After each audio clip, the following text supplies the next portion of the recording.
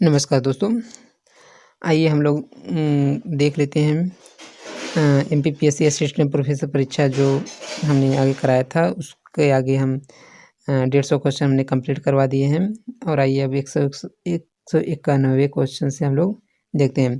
तो वीडियो देखने से पहले आप लोगों से एक छोटी सी रिक्वेस्ट है, अगर आप लोग चैनल पर नए हैं तो प्लीज़ चैनल को सब्सक्राइब कर लीजिएगा और बेल आइकन को दबा लीजिएगा। और दोस्तों, आप अपना स्कोर देखने के लिए वीडियो को रोक कर अपना कमेंट करेंगे, ठीक है, और लास्ट में अपना स्कोर पता करेंगे, जिससे कि आप अपनी तैयारी को जांच सकेंगे, ठीक है। तो आइए हम लोग इसमें 191वां क्वेश्चन को से स्टार्ट करते हैं। तो इसमें पहला इसमें 191वां क्वेश्चन है, थीसियन बहुभुज का सर्वप्रथम प्रयोग किया था इस्ट द्वारा, बोग द्वारा, जोबलर द्वारा, हैगिट द्वारा, ठीक। तो ये राइट आंसर आपका बी हो जाएगा, बोग द्वारा। आगे निम्नांकित में कौन सा प्रादेशिक विकास का एक सामाजिक सूचक नहीं है? तो प्रदेश में प्राथमिक पाठशालाओं की संख्या, ये तो सही है। प्रदेश में प्राथमिक स्वास्थ्य केंद्रों की संख्या, ये भी सही है। प्रति 1000 व्यक्तियों पर चिकित्सा कर्मियों की संख्या, ये भी सही है। जनसंख्या में तृतीय कार्यकर्ताओं की संख्या, यही सही नहीं है, ठीक। तो राइट आंसर आपका डी हो जाएगा। अगला क्वेश्चन, सूची को सूची 2 से सुमिलित करना है, ठीक। सूची 1 और सूची 2। तो सूची 1 में पहले दिया है कृषि क्षेत्र नियोजन। तो कृषि क्षेत्र नियोजन जो है आपका खंडीय नियोजन से संबंधित है। और ऊर्जा आपूर्ति नियोजन तो ये आपका व्यापक नियोजन से संबंधित है। 2 का 3। ग्रामीण विकास नियोजन, ग्रामीण विकास नियोजन जो है आपका स्थानिक नियोजन से संबंधित है। फिर आर्थिक नियोजन जो है आपका प्रयोजनवादी नियोजन से संबंधित। तो इसको हम मिला लेते हैं। 1 का 2 हमारा ए और बी दोनों में है, और 2 का 3 अर्थात बी में ये। तो आपका राइट आंसर बी हो जाएगा। निम्नांकित कथन पर विचार करते हुए दिए गए कोटों की सहायता से सही उत्तर चुनिए। तो प्रादेशिक विषमता ज्ञात करने के मुख्य घटक विश्लेषण पीसीए का एक विधि प्रमुख है। कारण दिया है पीसीए का सर्वप्रथम प्रयोग 1933 में हार्टलिंग ने किया था। तो पीसीए का प्रयोग सबसे पहले हार्टलिंग ने किया था, तो सही है। और इसके द्वारा प्रादेशिक विषमता के मुख्य घटक का विश्लेषण किया जाता है, ये भी सही है। तो अर्थात इसमें दोनों सही है और इसकी व्याख्या भी कर रहा है, तो ये इसमें आपका बी सही हो जाएगा, ठीक। अगला है, भारत की प्रमुख आयातक वस्तु है गेहूँ, कोयला, पेट्रोलियम, चावल। तो हम लोग सबसे ज़्यादा आयात किस वस्तु की करते हैं? तो वह है पेट्रोलियम, 155 का सी। अगला क्वेश्चन दिया है, रेगुर मिट्टी किस प्रकार की मिट्टी का दूसरा नाम है? लवड़ी मिट्टी का, काली मिट्टी का, शुष्क मिट्टी का, लेटराइट मिट्टी का। तो रेगुर मिट्टी जो है आपकी काली मिट्टी का दूसरा रूप है या नाम है। अगला क्वेश्चन, निम्नांकित के अनुसार निम्नलिखित में कौन सा अवरोही क्रम है? केरल, तमिलनाडु, पश्चिम बंगाल, ठीक। फिर केरल, पश्चिम बंगाल, तमिलनाडु, पश्चिम बंगाल, केरल, तमिलनाडु, तमिलनाडु, केरल, पश्चिम बंगाल। तो इसमें लिंगानुपात के आधार पर मतलब कि अवरोही मतलब घटते हुए क्रम में पूछा, तो सबसे ज़्यादा लिंगानुपात केरल में होगा, फिर तमिलनाडु, फिर पश्चिम बंगाल। राइट आंसर आपका ए हो गया। इसमें अगला है, निम्नलिखित में कौन सा युग्म लोहा इस्पात संयंत्र एवं संबंधित राज्य के अनुसार सही है? जमशेदपुर, पश्चिम बंगाल, एक सही नहीं है। फिर दुर्गापुर, झारखंड, ये भी सही नहीं है। राउरकेला, छत्तीसगढ़, ये भी सही नहीं है। इसमें भद्रावती, कर्नाटक दिया है, ये सही है, ठीक। तो 58 का राइट आंसर डी हो जाएगा। ये जमशेदपुर जो है आपका झारखंड में हो जाएगा, ठीक। और दुर्गापुर जो है आपका पश्चिम बंगाल में हो जाएगा, और राउरकेला जो है आपका उड़ीसा में हो जाएगा, ठीक। तो इसमें भद्रावती कर्नाटक है, सही है, 158 का डी। अगला, भारत और पाकिस्तान के बीच सीमा का निर्धारण किस समझौते के आधार पर किया गया था? Radcliffe, McMahon line, Durand line, कुरंजा लाइन। तो ये रेड क्लिफ लाइन जो है इसी के आधार पर समझौता हुआ था। मैकमोहन जो है आपका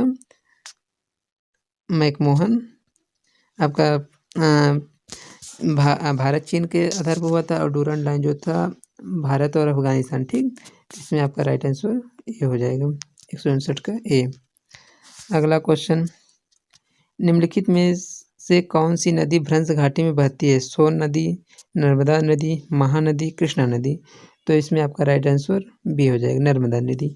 नर्मदा और ताप्ती भारत दो ऐसी प्रमुख बड़ी नदियां हैं जो भ्रंश घाटियों से बहती हैं। ठीक, अगला क्वेश्चन 161, दक्षिण से उत्तर की ओर हिमालय की श्रेणियों का निम्नांकित में से कौन सा क्रम सही है? तो इसमें देखिए पूछा है दक्षिण से उत्तर की तरफ। ठीक, दक्षिण से उत्तर की तरफ, तो दक्षिण में सबसे पहले क्या होगा? अब पहले इसको देख लेते हैं चारों ऑप्शन में। तो सबसे पहले इसमें शिवालिक आएगा, तो शिवालिक किसमें किसमें बी में और डी में है, अर्थात ए और सी तो पहले ही नहीं होगा।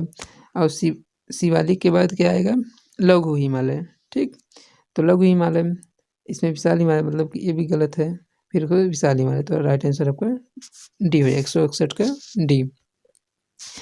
अगला, एसपी चटर्जी के भारत के प्राकृतिक विभागों की स्कीमों में महाराष्ट्र पठार को प्रायद्वीप पठार के किस विभाग में रखा जाता है? उत्तरी दक्कन पठार, ठीक, उसके बाद दक्षिणी दक्कन पठार, उसके बाद पूर्वी पठार, पूर्वी घाट। तो उसमें क्या हो जाएगा? उत्तरी दक्कन पठार। राइट आंसर ए हो जाएगा, 162 का ए। अगला क्वेश्चन, मानसून की उत्पत्ति में तिब्बत के उच्च पठार के तापी प्रभाव को निम्न में से किसने महत्वपूर्ण बताया? कोटेश्वरम फ्लॉन, अनंत कृष्णन, एस.एम. इन, रमन एवं रामनाथ।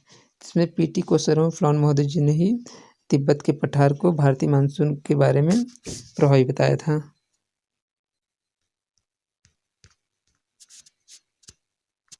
अगला क्वेश्चन, निम्नांकित में से किस स्रोत से देश में जल संसाधन की संभाव्यता सर्वाधिक है? अधोभौमिक जल, सतही जल, ग्लेशियर जल, उसके बाद बांध एवं जलाशय। तो इसमें जल संसाधन की संभाव्यता सबसे ज़्यादा सतही जल से है। ठीक, 164 का बी। अगला क्वेश्चन, भारत में नहर सिंचित क्षेत्रों में कृषित भूमि की लवणी भूमि में बदलने की मुख्य कारण है? अत्यधिक पशुचारण, उर्वरक का अत्यधिक उपयोग, अत्यधिक सिंचाई, गहन कृषि। तो नहर द्वारा सिंचित क्षेत्रों से कृषि भूमि जो है लवणी क्षेत्र में बदलने का प्रमुख कारण है अत्यधिक सिंचाई। ठीक, अगला क्वेश्चन, सिमलीपाल बायोस्फीयर निम्नांकित में से किस राज्य में स्थित है? उड़ीसा में, छत्तीसगढ़ में, झारखंड में, उत्तराखंड में। ठीक, तो ये आपका उड़ीसा हो जाएगा, राइट आंसर ए, उड़ीसा। अगला, निम्नांकित में से किस राज्य में वर्ष 2010 में अनुसूचित जनजातियों की जनसंख्या कुल जनसंख्या में हिस्सा 90% से अधिक है? मेघालय, मिजोरम, मध्य प्रदेश, नागालैंड। इसमें राइट आंसर आपका बी हो जाएगा, मिजोरम। ठीक, अगला, निम्नांकित राज्यों में से वर्ष 2013-14 में किस राज्य का सर्वाधिक पेट्रोलियम का उत्पादन है? असम, गुजरात, राजस्थान, आंध्र प्रदेश। ठीक, तो इसमें सबसे ज़्यादा राजस्थान ने उत्पादित किया था। अगला क्वेश्चन, इसमें कथन कारण वाला क्वेश्चन दिया है कि कथन ये दिया है, वर्तमान में जहाँ हिमालय पर्वत श्रेणियाँ स्थित है वहाँ मेसोजोइक कल्प में लंबा गहरा था तथा सकरा समुद्र स्थित था। लंबा गहरा तथा सकरा समुद्र स्थित था, ये सही है। ठीक, अगला, पिछले समुद्रों में लंबे समय तक निरंतर निक्षेपण से मलबा की काफ़ी मोटी परत जमा हुई जिसमें भू हलचलों के कारण वलन पड़ने से अल्पाइन मोड़दार पर्वतों का निर्माण हुआ। ये भी सही है, तो इसमें दोनों सही है और ए तथा आर दोनों सही है और आर जो है एक ही सही स्पष्टीकरण है। तो इसमें राइट आंसर आपका ए हो गया। इसमें दिया है निम्नांकित सूची एक पर्वत श्रेणी का नाम है और सूची 2 में स्थिति का नाम है, इसको मिलान करना है। ठीक, तो इसमें हिमालय पर्वत कहाँ पर होगा? हिमालय पर्वत जम्मू एंड कश्मीर में होगा। ठीक, फिर विंध्याचल आपका मध्य प्रदेश। ठीक, अरावली पर्वत राजस्थान संबंधित हो जाएगा और सह्याद्री पहाड़ियाँ महाराष्ट्र, मतलब कि इसे हम देख लेते हैं तो ए का आपका 3 हो जाएगा। ए का 3 किस में है? सी में है, तो राइट आंसर आपका सी हो जाएगा। यहाँ निम्न में कौन से दो पर्वत लगभग समानांतर हैं? अरावली और विंध्याचल, सतपुड़ा और अरावली, विंध्याचल और सतपुड़ा, सतपुड़ा एवं सह्याद्री। ठीक, तो इसमें आपका राइट आंसर सी हो जाएगा, विंध्याचल एवं सतपुड़ा। अगला क्वेश्चन, भारत में 3 सबसे बड़ी चीनी उत्पादक राज्य हैं, कौन कौन से हैं? बिहार, उत्तर प्रदेश, महाराष्ट्र, उत्तर प्रदेश, महाराष्ट्र, आंध्र प्रदेश, उत्तर प्रदेश, महाराष्ट्र, तमिलनाडु, बिहार, उत्तर प्रदेश, आंध्र प्रदेश। तो इसमें राइट आंसर आपका सी हो जाएगा, उत्तर प्रदेश, महाराष्ट्र, तमिलनाडु। ठीक, अगला क्वेश्चन दिया है, खेतड़ी, कोलार, सिंदरी और झरिया क्रमानुसार संबंधित है। खेतड़ी में क्या है? तांबा, तो ए बी सी तीनों में तांबा दिया है। फिर अगला है कोलार, कोलार में क्या होता है? सोना, सोना मतलब ए बी में दोनों में सोना है। सिंदरी, सिंदरी किसके लिए है? उर्वरक के लिए। और कोयला झरी, अर्थात राइट आंसर आपका 173 का ए हो जाएगा। ठीक, इसमें दिया है अगला 174 का, निम्नलिखित कथन पर विचार करते हुए दिए गए कोटों से सही उत्तर चुनिए। कथन ए दिया है, शीतकाल में उत्तरी भारत में शीतलहरें चलती हैं, ये सही है। कारण आ रहा है कि शीत ऋतु में हिमालय में पछुआ अवदाबों के कारण भारी हिमपात होता है, ये भी सही है। तो इसमें दोनों सही हैं, तो ए तथा आर सही हैं और आर ए की सही स्पष्टीकरण है। इसमें राइट आंसर आपका सी हो जाएगा। ठीक, अगला दिया, निम्नलिखित में से भारत का कौन सा सबसे बड़ा भाषाई समूह है? Sino Tibet, Indo European, Austrian, Dravidian. तो इसमें आपका राइट आंसर बी हो जाएगा, इंडो यूरोपियन। अगला क्वेश्चन, निम्नलिखित कथनों का परीक्षण करते हुए दिए गए कोड से सही उत्तर चुनिए। दिया है, रिहंद बांध सोन नदी की सहायक नदी पर है। ठीक, ये सही है। फिर हीराकुंड बांध महानदी पर स्थित है, ये भी सही है। तुंगभद्रा परियोजना आंध्र प्रदेश और कर्नाटक का संयुक्त प्रयास है, ये भी सही है। कोसी को बिहार का शोक कहा जाता है, ये भी सही है। अर्थात राइट आंसर आपका डी हो जाएगा, 1 2 3 4। अगला क्वेश्चन, भारत किस प्रदेश में विकर्ण अधिवास पाए जाते हैं? गंगा यमुना दोआब में, भाबर में, पहाड़ी प्रदेश में। ठीक, उसके बाद मालाबार तट में। ठीक, तो आपका ये पहाड़ी प्रदेश हो जाएगा, राइट आंसर सी हो जाएगा। अगला क्वेश्चन दिया है, निम्नलिखित में से कौन सा एक सही सुमेलित नहीं है? बालको जो है आपका कोरबा हो जाएगा, ये कोबरा ना होगा, कोरबा है। ठीक, कोरबा छत्तीसगढ़, कोरबा हो जाएगा। नालको, नालको ये भद्रावती दिया है, ये सही नहीं है। फिर हजल, हजल उदयपुर। फिर हिंडाल्को जो है आपका रेणुकूट, उत्तर प्रदेश, सही है। अर्थात राइट आंसर आपका बी, नालको जो है आपका ये भद्रावती, सही नहीं है। ठीक, इसमें कोड दिया है, सूची 1 को सूची 2 से सुमेलित करना है। सूची 1 में आंकड़ों का प्रकार दिया है और सूची 2 में आरेख के प्रकार। ठीक, तो इसमें हो जाएगा आपका यातायात प्रवाह, यातायात प्रवाह जो आपका होगा मानारेख कार्टोग्राम से संबंधित। ठीक, और जनसंख्या घनत्व, जनसंख्या घनत्व वर्णमात्री हो जाएगा। भूमि उपयोग, भूमि उपयोग जो है आपका सम्मान रेखा। फिर आपका तापमान पाई आरेख। ठीक, तो मिला लीजिए, 1 का 3 आपका सी में है, तो राइट आंसर आपका सी हो गया, 179 का सी। अगला क्वेश्चन, इसमें निम्नलिखित कथन पर विचार करते हुए दिए हुए कोड की सहायता से सही उत्तर चुनिए। इसमें दिया है, सुदूर संवेदी तथा भौगोलिक सूचना तंत्र GIS दोनों ही स्थानिक महत्व की परिघटनाओं के विश्लेषण से संबंध हैं, ये सही है। सुदूर संवेदन तथा भौगोलिक सूचना तंत्र GIS को आंकड़े प्रदान करने का महत्वपूर्ण स्रोत है, ये दोनों सही है। और ये व्याख्या भी कर रहा है, RA की सही व्याख्या है, 180 का ए। अगला क्वेश्चन, यदि n बराबर 10 एवं सिग्मा d स्क्वायर बराबर 99 तो कोटि सहसंबंध गुणांक का मान न होगा 0.30, 0.40, 0.50, 0.20। तो इसमें राइट आंसर आपका बी हो जाएगा, 0.40।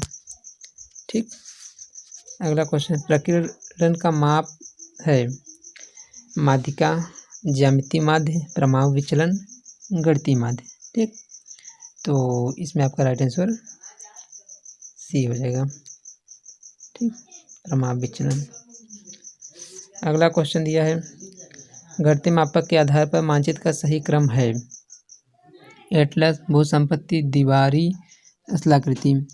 फिर आगे दिया है स्थलाकृति, एटलस, दीवारी, भूसंपत्ति, फिर है एटलस, दीवारी, स्थलाकृति, भूसंपत्ति। इसमें बी दिया है भूसंपत्ति, स्थलाकृति, दीवारी, एटलस। तो इसमें आपका राइट आंसर बी हो जाएगा। घटते मापक के अनुसार मतलब सबसे बड़ा पैमाना जिसका सबसे बड़ा होगा, सबसे पहले भूसंपत्ति, फिर स्थलाकृति, फिर दीवारी, फिर एटलस। एटलस क्या होगा इसका, ये मानचित्र छोटे स्थानों पर अधिक पैमाने पे बनाए जाते हैं। अगला क्वेश्चन, निम्नलिखित का विचार करते हुए दिए गए कूटों की सहायता सही उत्तर चुनिए। ठीक, इसमें दिया है निकटतम पड़ोसी विश्लेषण अधिवासों के क्षेत्रीय वितरण प्रारूप को ज्ञात करने के लिए प्रयोग किया जाता है। यह सही है। अधिवासों के क्षेत्रीय वितरण प्रारूप आर्यन मापनी द्वारा ज्ञात की जाती है, ये भी सही है। तो आर जो है ए की सही व्याख्या करता है और ए तथा आर दोनों सही हैं, तो राइट आंसर आपका ए हो जाएगा। अगला क्वेश्चन दिया है, निम्नलिखित में से कौन सा एक दूर संवेग वनोन्मूलन का पता लगाने में सबसे उपयुक्त होगा। तापी इंफ्रारेड, लघु तरंग, रेडार, रेडियो इंफ्रारेड, रंगीन इंफ्रारेड। ठीक, तो 185 का राइट आंसर डी हो जाएगा, रंगीन इंफ्रारेड। अगला क्वेश्चन दिया है, निम्नलिखित में से लॉरेंज वक्र किसके लिए उपयुक्त है। विकसित एवं विकासशील देशों के बीच निर्धनता के प्रतिरूपों को, जीडीपी में प्रति व्यक्ति आय को बदलाव को दिखाने के लिए, 45 डिग्री रेखा के सापेक्ष आय के संकेंद्रण को दिखाने, विकास की प्रारंभिक अवस्था में न्यूनतम आय अंश में भागीदारी को। तो इसमें राइट आंसर आपका 45 का सी हो जाएगा, 45 डिग्री रेखा के सापेक्ष आय के संकेंद्रण को दिखलाने के लिए। ठीक, अगला है, निम्नांकित में से कौन सा बहुचरी सहसंबंध गुणांक को दर्शाता है। R 12.3, R 12.3, R 1.23, R 1.23। ठीक, तो इसमें आप देखेंगे राइट आंसर आपका डी हो जाएगा, आर 1.23। ठीक, अगला क्वेश्चन, ग्रामीण अधिवासियों का स्थानिक वितरण प्रतिरूप का सबसे अच्छा अवलोकन किया जाता है। दीवार मानचित्र द्वारा, भूसंपत्ति मानचित्र द्वारा, स्थलाकृतिक मानचित्र द्वारा, उसके बाद एटलस मानचित्र द्वारा। तो इसमें आपका राइट आंसर सी हो जाएगा। ठीक, स्थलाकृतिक मानचित्र द्वारा ग्रामीण अधिवासियों को सही से दिखलाया जाता है। इसमें यह सूची 1 को सूची 2 से सम्मिलित करना है। सूची 1 जो है प्रमापन तकनीकें हैं और सूची 2 है प्रतिपादक है। ठीक, इसमें सामाजिक अंतर, तो सामाजिक अंतर किससे संबंधित हो जाएगा आपका, तो सामाजिक अंतर क्या है, सामाजिक अंतर मापक बोगार्डिस का हो जाएगा। स्केलोग्राम जो है आपका गटमैन का हो जाएगा।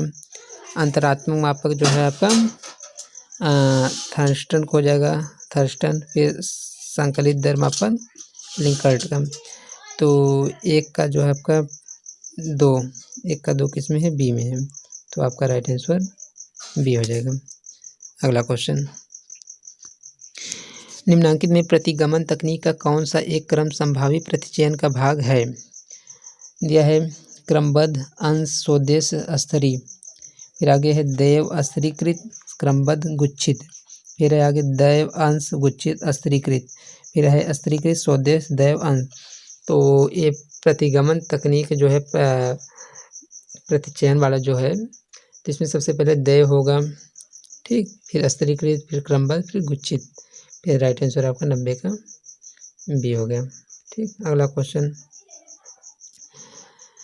संख्या 6, 4, 8, 2, 12, 10, 15 में माध्यिका का मान होगा, क्या होगा, 10 होगा, 12 होगा, 8 होगा, 2 हो गया। तो इसमें आपका राइट आंसर सी 8। अगला क्वेश्चन, भारतीय उपग्रह GSAT-90 किस तिथि को अंतरिक्ष में छोड़ा गया। 24 जनवरी 2002, 28 दिसंबर 1995, 5 जून, ये जून है, ठीक, ये जून दिया है, 5 जून 2017, 28 मार्च 2015, तो इसमें 5 जून 2017 होगा, ठीक। अगला क्वेश्चन, निम्नलिखित में से किस मानचित्रीय विधि का सामान्य उपयोग जनसंख्या घनत्व को प्रदर्शित करने में किया जाता है? समोच्च रेखा, वर्ण मानचित्र, बिंदु विधि, सम्मान मानचित्र, ठीक। तो इसमें आपका राइट आंसर बी हो जाएगा, वर्ण मानचित्र। अगला क्वेश्चन, निम्नलिखित में मूल्यों में से कौन से बिंदु वितरण का यादृच्छिक प्रतिरूप दर्शाता है? 0, 1.0, 1.35, 2.14, तो इसमें राइट आंसर 1.0 हो जाएगा। अगला क्वेश्चन, निम्नलिखित पद्धतियों में से किसमें अंतर्वेशन का उपयोग किया जाता है? वर्ण प्रतीकी, वर्णकता, सम्मान रेखा, वर्णमात्री, तो इसमें आपका राइट आंसर सी हो जाएगा, सम्मान रेखा, अंतर्वेशन उपयोग, ठीक। अगला 196 का, 1/3000 पर बने मानचित्र को 3 गुना बड़ा किया गया है, विस्तारित मानचित्र की मापनी होगी। तो बड़ा करने का मतलब होता है कि इसमें 3 से भाग दे देंगे, ठीक, मतलब कि उसमें भाग देना हम, तो इसका 3 गुना मतलब छोटा हो जाएगा इसकी मापनी में, तो क्या हो जाएगा 1/1000, ठीक। फिर अगला क्वेश्चन दिया है, निम्नांकित में कौन सा थीमेटिक मानचित्र नहीं है? थीमेटिक मानचित्र नहीं है, ठीक। इसमें दिया है जनसंख्या घनत्व दिखाने वाला मानचित्र, खनिजों का वितरण दिखाने वाला मानचित्र, जूट उत्पादक क्षेत्रों को दिखाने वाला मानचित्र, ठीक, और मापक 1/50,000 पर बना धरातल पत्रक, यही गलत है, बाकी तीनों सही हैं। अगला क्वेश्चन, आवृत्ति वितरण दर्शाने के लिए निम्नलिखित में से कौन सर्वाधिक उपयुक्त है? दंड आरेख, आयत चित्र, पाई आरेख, रेखाग्राफ, ठीक, तो इसमें क्या है आयत चित्र। अगला क्वेश्चन दिया है, निम्नांकित में कौन सा है, निम्नांकित में माध्यिका कौन सा है? सारणी में ऐसा अंक जिसके आसपास अंक समंक केंद्रित हो, अंकों के योग को उनकी संख्या से विभाजित करने पर प्राप्त अंक, श्रेणी में अधिकतम आवृत्ति में पाया जाने वाला अंक, फिर अगला है सारणी को 2 बराबर हिस्सों में बांटने वाला मध्य का अंक, तो राइट आंसर आपका डी हो जाएगा, ठीक, सारणी को 2 बराबर हिस्सों में बांटने वाला मध्य का अंक। फिर अगला क्वेश्चन दिया है, निम्नांकित में से कौन सी द्विचरित सहसंबंध की विधि नहीं है? कार्ल पियर्सन की गुणांक विधि, आंशिक सहसंबंध विधि, स्पीयरमैन की कोटि गुणांक विधि, सहसंबंध की न्यूनतम वर्ग विधि, तो इसमें आपका राइट आंसर बी हो जाएगा, ठीक है। तो दोस्तों इस प्रकार से हमने मध्य प्रदेश लोक सेवा आयोग असिस्टेंट प्रोफेसर परीक्षा 2018 भूगोल के पेपर को कम्प्लीटली 200 क्वेश्चन को सफलतापूर्वक पूरा कर लिया है। और दोस्तों अगर आपको और भी भूगोल से रिलेटेड जिस भी टॉपिक पर वीडियो चाहिए तो इसको आप कमेंट कर सकते हैं और आप अपना स्कोर देखने के लिए वीडियो को पॉज करके आप इसे देख सकते हैं। और दोस्तों अगर वीडियो आपको अच्छी लगे तो प्लीज़ वीडियो को लाइक कर लीजिएगा, चैनल को सब्सक्राइब नहीं किए हैं तो चैनल को सब्सक्राइब कर लीजिएगा और जहां तक हो सके इस वीडियो को ज़्यादा से ज़्यादा शेयर कर लीजिएगा, ठीक है। और जो भी आपके सुझाव हो उसको आप कमेंट करेंगे, ठीक है। दोस्तों वीडियो देखने के लिए धन्यवाद, आपका दिन शुभ हो, जय हिंद, वंदे मातरम।